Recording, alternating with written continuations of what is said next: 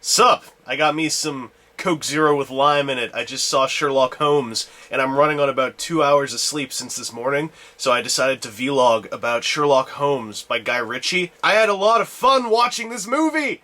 I think that it's a really fun romp. It's a lot more fun than I expected it to be, and it's a lot more solid than I expected it to be.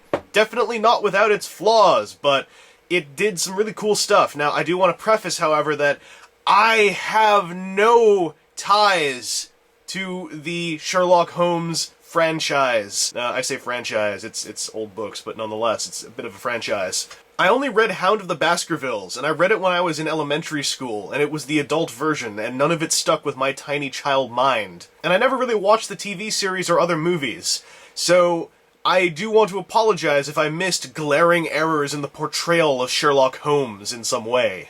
However, I really enjoyed how flawed he was, and how eccentric he was, and I thought it was played off in a really fun way. I really liked how he was disheveled so often, and generally Robert Downey Jr., I had to give him a big high five for the way he performed in there. Jude Law as well was, I thought, great as a Dr. Watson.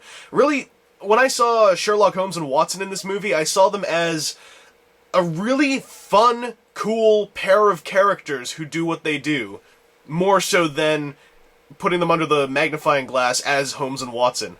And I thought that they were great, and I also really appreciated how, without being adolescent about it, they kind of had a line in that movie that said, by the way, Holmes and Watson, they're kind of bromantic. And I thought that was cute. I liked it. Because it wasn't like, oh my god, they are so gay. And I think that I have read now and then people going like, man, it sucks how Sherlock Holmes and Watson are gay lovers, and that is absolutely not what the movie conveys in any way, shape, or form.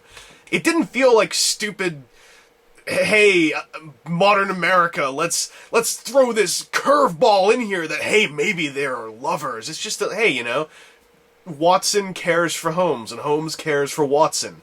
Watson is engaged. He wants to lead a normal life, but at the same time, some adventurous part of him and some loyal part of him still wants to look after his pal Sherlock Holmes, and it's likewise. So I love that part of that movie. Now I'm going to get into some spoilers, so if you don't want to be spoiled, let me just say, please check out the movie. I think you'll like it, and if you are a huge Sherlock Holmes fan, at least you will have the proper education to nitpick it to pieces, and have fun doing so. Spoiler time, though. The plot, I thought, was pretty cool. It really worked for me. It was a very classic kind of story. It was magic versus logic, and of course, you know, magic is explained by logic in many ways. Sleight of hand, things like that. And I really liked how everything was covered. Now, I did have some problems with the way that a lot of the stuff was covered, namely just one little plot point, but I'll get to that in a sec. It really wrapped itself up nicely at the end, and it left room for a sequel. Everyone has said it, but I thought it made sense. Really, the only thing where I was kind of having to go, all right, the movie says this, so it's true, is that this one, to quote the movie, ginger midget is able to engineer and craft all these various things all by himself, to the point of also crafting a chemical weapon and a wireless remote control system in the Victorian era so sought after that Moriarty himself would kill the police to get to it. Yet this midget also never really is on screen and dies off screen fairly immediately. We do get to see his death at one point, but I found it a little hard to buy that this one guy who meant nothing to the overall development of the characters was responsible for all these amazing advancements. But at the same time, I had fun, and I was like, alright, you know what? I'll do it. I'll just say, let's buy it, alright? Sure, this dude invented gas poisons, remote controls, elixir that can make you appear to be in a coma. He knows about Egyptian glue to fake your own tomb burial, blah blah blah. So that part was kind of hard to buy. That said, all the explanations made sense to me when they went through them at the end of the film. Also, the villain, or villains, were pretty well played. I thought that it was a great adversary to show us this new iteration. I say new, but I have heard this is actually quite reminiscent of the original books. But this fresh iteration of Sherlock Holmes and Watson, a great foe for them to go against was this order. They were all kind of played by this one guy who just was really good at sleight of hand.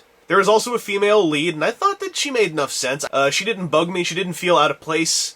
She didn't really feel like a damsel, even though she was technically a damsel at one point. I thought she was a fairly effective part of the story.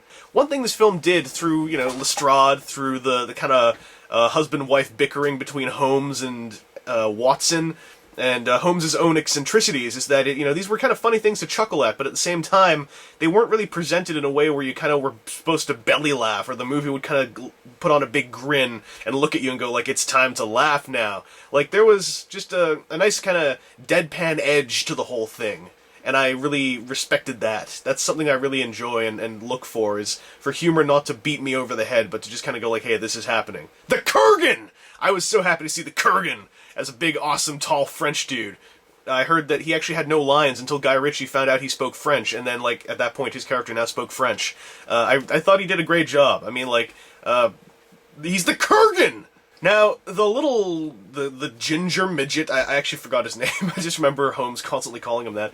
The ginger midget inventor was one problem I had with the movie. The other major problem I had with the movie was the fist fight scene near the beginning, where Holmes is in a, shirtless, bare-knuckle, fist fight for money thing, and I don't really know why he did it. They followed up on it a little bit in that he was doing it to help Watson, I think, get money for an engagement ring, but really, the whole scene felt to me like Guy Ritchie going like, hey, you remember that movie I did with the Irish bare-knuckle boxer? Yeah, I did that movie! Check this out! It's just like it, in a way. I mean, like, it was its own style and everything, but it really, I don't think it was necessary at all. And it was kind of, to happen so early in the movie, it probably has taken a few people out of the film before they had a chance to get into it, and I think it could have done without that scene myself.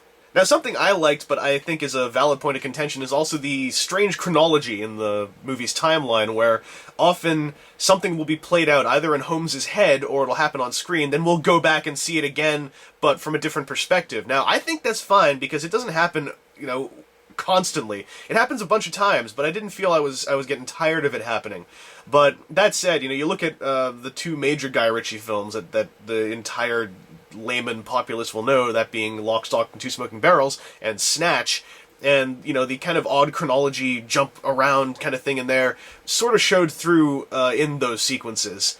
However, I think that Guy Ritchie did a pretty good job at delivering a linear narrative, even though there were a couple little flubs here and there, which I thought they were more cute than annoying. Namely, Holmes and Watson at one point jump out of a boat into the water and then walk onto shore, and they are dry when they get to shore. They are dead dry. And there's also a really odd bit near the end where a bunch of characters are running through the sewers, the underground sewers, and end up at the top of a bridge. And I thought that was, again, like, these little things, they almost felt to me like Guy Ritchie, like, going like, man, I'm doing a coherent narrative now. What's going on? And, I don't mean that, I loved his other two movies I mentioned there, and I don't mean to bash him in that, it's just that it felt like that could have been a valid excuse for it. If you don't like continuity flubs like that, if they take you out of a film, they will probably bug you. But, again, I didn't really feel they were a negative, I just thought they were kind of like, Guy Ritchie. I believe I heard somewhere that the fighting in the movie was taken out of a gentleman's combat manual, and it really did feel fitting to the era. It didn't feel like it came out of nowhere, and it didn't feel like I was watching MMA going on in the Victorian age.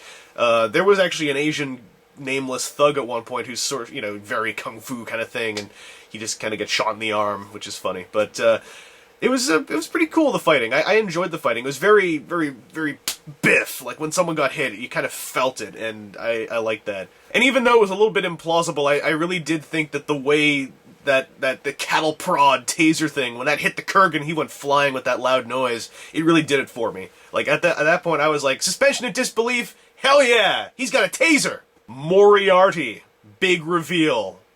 I was surprised. I didn't think this movie was going to try to set up for any kind of direct sequel. I was pretty sure it was going to try to stand alone on its own, and it basically did the ending of Batman Begins, in that we learn that there is this nefarious genius called Professor Moriarty, and he appears in the movie a few times, but is faceless and has a magnum gun thing pop out of his arm kind of thing, a little mechanism, and he kills a police officer at the end, and I thought that was cool, because I would love to see more movies in this style, but again, I also think maybe that was a bit of an unnecessary gamble, but then again also, putting Moriarty in is another very solid link to the Sherlock Holmes fiction, and I can't fault it for wanting to do that. In fact, I see a very logical progression from this film to a second film of some kind, to a third film that ends with the famous waterfall scene between Holmes and Moriarty. So, I think it was fine, but it also, at times, felt kind of like, guys, we don't really need Moriarty in here. I know what you're doing, but you don't really have to shove Moriarty in at the end, because, you know, you're very much playing him like the Joker reveal at the end of Batman Begins. But again, that's not something I would call a major flaw, just maybe a tiny nitpick. The music I loved. I really enjoyed the music a lot. I believe it was Hans Zimmer, but it had this great, there was this plucking in the music that really hit me in the right places, so I enjoyed that. The action scenes were pretty nuts at times, but they weren't overpowering, and they weren't happening in a way that bullied the story out of the way, I think. Like, when they happened, it was pretty exciting to watch. And that does want to take me to the trailers. Now, having seen the movie, I gotta say, I don't like the trailers that this movie got. It had E.S. Posthumous music, which made me happy, but the trailers, I think, gave a very misleading impression to the point of discrediting the film. In that, namely, there's that part in the trailer where they kind of make it look like not only is this all kind of wild and crazy, kooky action, but at one point Sherlock Holmes randomly dives out a window into the Thames because he's Errol Flynn crazy nuts like that. That does not happen in the movie. The scene in question, again, spoilers, he is confronted with a villain character, and he delivers that line and then escapes being shot by jumping out the window. It's not like he's sitting in his loft going like, doo-doo-doo, I'm Sherlock Holmes, time to get to work. Ho! The length was perfect. It felt very quick and kinetic to me. I didn't feel like the movie dragged, really. There was no point where I was kind of checking my watch, and I was surprised it was only 2 hours, actually. I thought it was a bit longer, but generally it just felt like around about 2 hours, good times. I'd really recommend checking it out, unless you have like some kind of deep personal offense that's been delivered to you. But if it was delivered to you by the trailers, I'd say that you might perhaps be mistaken. If you're not seeing it because you're a big Sir Arthur Conan Doyle fanboy or fangirl, I never really understand that stance, because are you not equipped better than a common layman such as I to take apart the film to another degree, to be able to look at the film through the eyes of someone who knows the source material? And even though I feel it would be a mistake to look at this film and just go like, I wonder how accurate this is to Sherlock Holmes, look at it and be able to say, this part felt accurate to Sherlock Holmes and I appreciate that, or this part felt in direct contention to Sherlock Holmes, and I can now consider whether or not that is something to the film's credit in terms of originality, or that is something to the film's discredit in terms of outright taking apart something that I felt was key to the character. If you know a lot about Sherlock Holmes, you're someone who people will want to hear from about this movie. Anyway, that's just my perspective. I admit I am very much not someone who digs boycotts of films and blah blah blah. I only do that when it's Tom Cruise. Oh my god, Scientology, lol. But I hope that maybe I've convinced you to check out the flick if you were thinking of skipping it, because I think it's really worth it. But again, that's just me. I'm the one also saying that fans of books should check out movie adaptations because they have a better basis to critique them, and I know a lot of people don't agree with that. But give Guy Ritchie's Sherlock Holmes a try. It was pretty fun, and it did not feel like a waste of time at all. There aren't that many movies out right now that I would see in place of it, although I have to double check because I think that Dr. Parnassus opened up, and I would see it in place of Sherlock Holmes. Dr. Parnassus gets a +1 priority from me. But give it a shot. It wasn't a waste of time, it wasn't a horrible movie, it was nitpickable, but it was fun. And that's really what I expected. So, I hope this helped out, and it's time for a little bit of aspartame and lime.